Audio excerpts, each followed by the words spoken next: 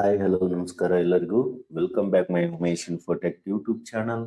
ಈ ಒಂದು ವಿಡಿಯೋದಲ್ಲಿ ಕರ್ನಾಟಕ ಉಚ್ಚ ನ್ಯಾಯಾಲಯದಲ್ಲಿ ಅನೇಕ ಹುದ್ದೆಗಳಿಗೆ ಆನ್ಲೈನ್ ಅರ್ಜಿಯನ್ನು ಕರೆದಿದ್ದಾರೆ. ಅವು ಯಾವೆಲ್ಲ ಹುದ್ದೆಗಳಿಗೆ ಆನ್ಲೈನ್ ಅರ್ಜಿಯನ್ನು ಕರೆದಿದ್ದಾರೆ ಮತ್ತು ಅದಕ್ಕಿರ್ತಕ್ಕಂತಹ ಅಧಿಕೃತ ದಿನಾಂಕಗಳೇನು ಮುಂತಾದ ಮಾಹಿತಿಯನ್ನು ನಾನು ಈ ವಿಡಿಯೋದಲ್ಲಿ ಸಂಪೂರ್ಣ ನೋಟಿಫಿಕೇಶನ್ ಒಂದಿಗೆ ತಿಳಿಸ್ಕೊಡ್ತೀನಿ. ಅದಕ್ಕೂ ಮುಂಚೆ ಯಾರೆಲ್ಲ ಇದೇ ಮೊದಲು ಯೂಟ್ಯೂಬ್ ಚಾನಲ್ ಅನ್ನು ನೋಡ್ತಾ ಇದ್ರೆ ದಯವಿಟ್ಟು ಸಬ್ಸ್ಕ್ರೈಬ್ ಮಾಡ್ಕೊಂಡು ಪಕ್ಕದಲ್ಲಿ ಕಾಣುವ ಬೆಲ್ ಬಟನ್ ಮೇಲೆ ಕ್ಲಿಕ್ ಮಾಡಿ ಆಲ್ ಅಂತ ಸೆಲೆಕ್ಟ್ ಮಾಡ್ಕೊಳ್ಳಿ. ಸ್ನೇಹಿತರೆ, ಈ ಒಂದು ರಿಕ್ರೂಟ್ಮೆಂಟ್ ಕರ್ನಾಟಕ ಹೈಕೋರ್ಟ್ ದಾಗಿರುತ್ತೆ. ಅಧಿಸೂಚನೆಯನ್ನು ನೀವು ನೋಡ್ತಿರ್ಬೋದು. ಇಲ್ಲಿ ಉಳಿದ ಮೂಲ ವೃಂದದ ಅಡಿಯಲ್ಲಿ ದ್ವಿತೀಯ ದರ್ಜೆ ಸಹಾಯಕರ ಹುದ್ದೆಗಳಿಗೆ ನೇಮಕಾತಿಯನ್ನ ಕರೆಯಲಾಗಿದೆ. ಅಂದ್ರೆ SDA ಪೋಸ್ಟ್ಗಳಿಗೆ ಇಲ್ಲಿ ಆನ್ಲೈನ್ ಮುಖಾಂತರ ಅರ್ಜಿಯನ್ನ ಬಿಟ್ಟಿದ್ದಾರೆ. ಸೊ ಈ ಒಂದು ಆನ್ಲೈನ್ ಮೂಲಕ ಅರ್ಜಿಯನ್ನು ಸಲ್ಲಿಸಲು ಕೊನೆಯ ದಿನಾಂಕ 11/9/2026 ಆಗಿರುತ್ತೆ. ಇಲ್ಲಿ ತೋರಿಸಿರುವ ಹಾಗೆ ಈ ಒಂದು ವೆಬ್ಸೈಟ್ ಮೂಲಕ ನೀವು ಆನ್ಲೈನ್ ಅರ್ಜಿಯನ್ನ ಸಲ್ಲಿಸಬೇಕಾಗುತ್ತೆ. ಯಾರಿಗಾದ್ರೂ ಆನ್ಲೈನ್ ಅರ್ಜಿಯನ್ನ ಸಲ್ಲಿಸುವಲ್ಲಿ ಗೊಂದಲ ಇತ್ತು ಅಥವಾ ಅರ್ಜಿಯನ್ನ ಸಲ್ಲಿಸಿಕೊಡಲು ಯಾರಿಗಾದ್ರೂ ಗೊತ್ತಾಗ್ತಿಲ್ಲ ಅಂದ್ರೆ ದಯವಿಟ್ಟು ಈ ನನ್ನ ಈ ವಿಡಿಯೋದ ಕೆಳಗೆ ಇನ್ಬಾಕ್ಸ್ ಅಲ್ಲಿ ಮೆಸೇಜ್ ಮಾಡ್ರಿ. ನಾನು ಅದಕ್ಕೆ ಸಂಬಂಧಿಸಿದಂತಹ ಒಂದು ವಿಡಿಯೋ ಮಾಡ್ತಕ್ಕಂತಹ ಪ್ರಯತ್ನವನ್ನ ಮಾಡ್ತೀನಿ. ಸೊ ಈ ಒಂದು ವೆಬ್ಸೈಟ್ ಲಿಂಕ್ ಮೂಲಕ ನೀವು ಆನ್ಲೈನ್ ಅರ್ಜಿಯನ್ನು ಸಲ್ಲಿಸಬಹುದಾಗಿದೆ. ಈ ಒಂದು ಅರ್ಜಿ 13/8/2026 ಪ್ರಾರಂಭ ಆಗುತ್ತೆ. ಅಂದ್ರೆ ಕೊನೆಯ ದಿನಾಂಕ 11/9/2026 ಆಗಿರುತ್ತೆ. ಈ ಒಂದು ಹುದ್ದೆ ದ್ವಿತೀಯ ದರ್ಜೆ ಸಹಾಯಕರಾಗಿರುತ್ತೆ.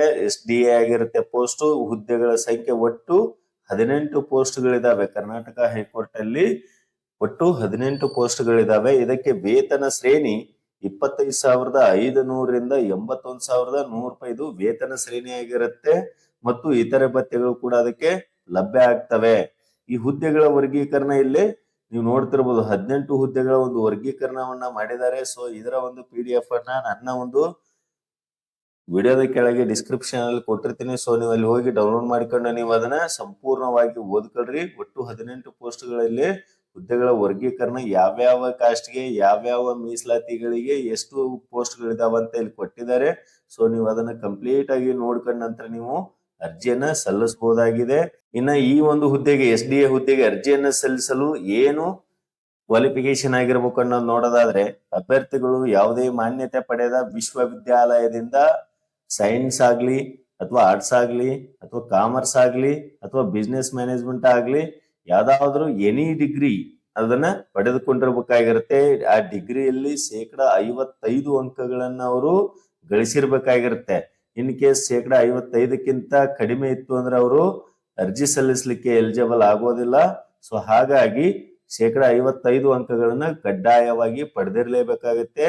SC ಮತ್ತು ST ಅಭ್ಯರ್ಥಿಗಳಿಗೆ ಇಲ್ಲಿ ಕನಿಷ್ಠ 50 ಅಂಕಗಳೊಂದಿಗೆ ಕಂಪ್ಯೂಟರ್ ನಿರ್ವಹಣಾ ಜ್ಞಾನವನ್ನ ಹೊಂದಿರಬೇಕಾಗಿರುತ್ತೆ. ಎಲ್ಲ ಅಭ್ಯರ್ಥಿಗಳು ಕೂಡ ಕಂಪ್ಯೂಟರ್ ನಾಲೆಜ್ ಇರ್ಬೇಕಾಗಿರುತ್ತೆ ಮತ್ತು SC STಗೆ 50% ಇಲ್ಲಿ ಅಂಕಗಳನ್ನ ಹೊಂದಿರಬೇಕಾಗಿರುತ್ತೆ. ಈ ಒಂದು ಹುದ್ದೆಗೆ ಅರ್ಜಿಯನ್ನು ಸಲ್ಲಿಸಲು ಕನಿಷ್ಠ 18 ವರ್ಷ ಆಗಿರ್ಬೇಕು. ಕಡ್ಡಾಯವಾಗಿ 18 ವರ್ಷ ಆಗಿರ್ಬೇಕು.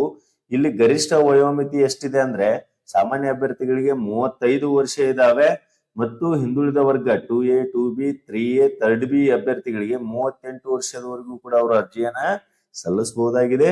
ಅದೇ ರೀತಿಯಾಗಿ SC ಮತ್ತು ST ಹಿಂದುಳಿದ ವರ್ಗಕ್ಕೆ ಸೇರಿದ ಕ್ಯಾಟಗರಿ 1 ಅಭ್ಯರ್ಥಿಗಳಿಗೆ 40 ವರ್ಷಗಳವರೆಗೂ ಕೂಡ ಅವರು ಅರ್ಜಿಯನ್ನ ಸಲ್ಲಿಸಬಹುದಾಗಿದೆ.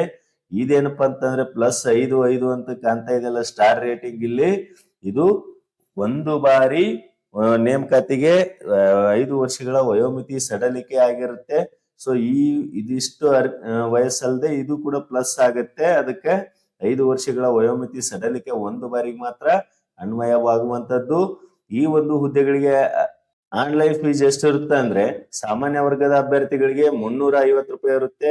2A 2B 3A 3B ಅಭ್ಯರ್ಥಿಗಳಿಗೆ 350 ರೂಪಾಯಿ ಇರುತ್ತೆ. ಅದೇ ರೀತಿಯಾಗಿ SC ST ಕ್ಯಾಟಗರಿ 1 ಅಭ್ಯರ್ಥಿಗಳಿಗೆ ಮತ್ತು PH ಅಭ್ಯರ್ಥಿಗಳಿಗೆ 200 ರೂಪಾಯಿಗಳನ್ನ ನೀವು ಆನ್ಲೈನ್ ಮೂಲಕ ಸಲ್ಲಿಸಬೇಕಾಗತ್ತೆ. ಇಲ್ಲಿ ನೀವು ಇನ್ನು ಆಯ್ಕೆ ವಿಧಾನ ಇದರದ್ದು ಅದಕ್ಕೆ ಸಂಬಂಧಿಸಿದಾಗೆ ಇಲ್ಲಿ ಕೊಟ್ಟಿದ್ದಾರೆ. ಆಯ್ಕೆ ವಿಧಾನವನ್ನ ಯಾವ ರೀತಿ ಮಾಡ್ಕೊಳ್ತಾರೆ ಅಂತಕ್ಕಂಥದ್ದು ಮತ್ತು ಇದಕ್ಕೆ ಪರೀಕ್ಷೆ ಕೂಡ ಇರುತ್ತೆ. ಇಲ್ಲಿ ದ್ವಿತೀಯ ದರ್ಜೆ ಸಹಾಯಕರ ಹುದ್ದೆಗೆ ಸ್ಪರ್ಧಾತ್ಮಕ ಪರೀಕ್ಷೆ ಅಂದ್ರೆ ಒಟ್ಟು 1.5 ತಾಸಿನ ಒಂದು ಪರೀಕ್ಷೆ ಆಗಿರುತ್ತೆ ಮತ್ತು ಸಂದರ್ಶನದ ಕಾರ್ಯಕ್ಷಮತೆ ಆಧಾರದ ಮೇಲೆ ಆಯ್ಕೆಯನ್ನ ಮಾಡಿಕೊಳ್ತಾರೆ.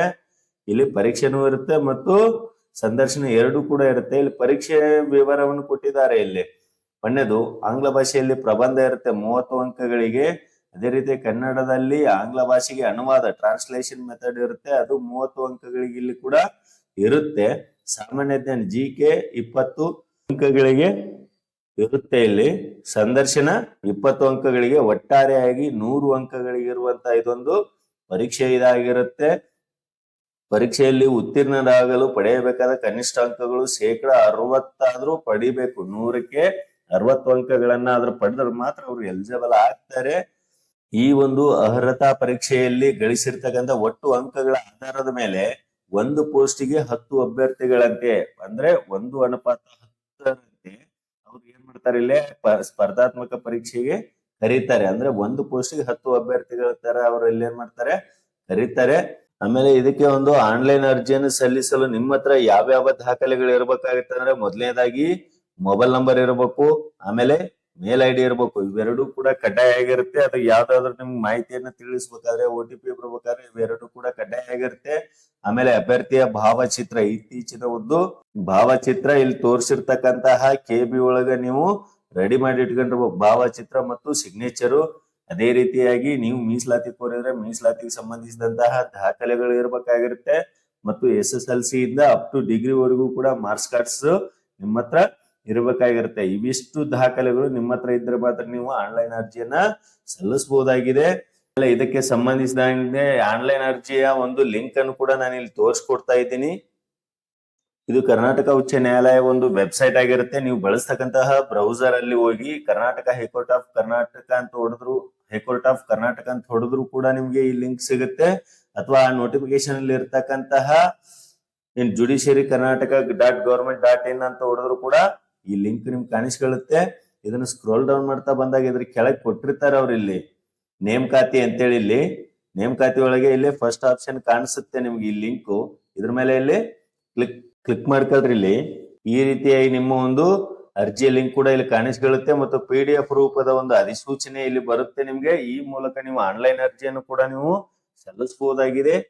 ಮತ್ತು ಇನ್ನು ಏನಾದ್ರೂ ಹೆಚ್ಚಿನ ಮಾಹಿತಿ ಈ ಒಂದು ರಿಕ್ರೂಟ್ಮೆಂಟ್ ಬೇಕು ಅನ್ನೋದಾದ್ರೆ ನನಗೆ ದಯವಿಟ್ಟು ತಿಳಿಸಿ, ನಾನು ತಿಳಿಸ್ಕೊಡ್ತಕ್ಕಂತಹ ಪ್ರಯತ್ನವನ್ನ ಮಾಡ್ತೇನೆ. ಈ ವಿಡಿಯೋ ಒಂದ್ ವೇಳೆ ನಿಮ್ಗೆ ಇಷ್ಟ ಆಗಿದ್ರೆ ದಯವಿಟ್ಟು ಲೈಕ್ ಮಾಡಿ, ಶೇರ್ ಮಾಡಿ, ಹಾಗೆ ಸಬ್ಸ್ಕ್ರೈಬ್ ಮಾಡಿ ಅಂತ ಹೇಳ್ತಾ ಎಲ್ಲರಿಗೂ ವಂದನೆಗಳು.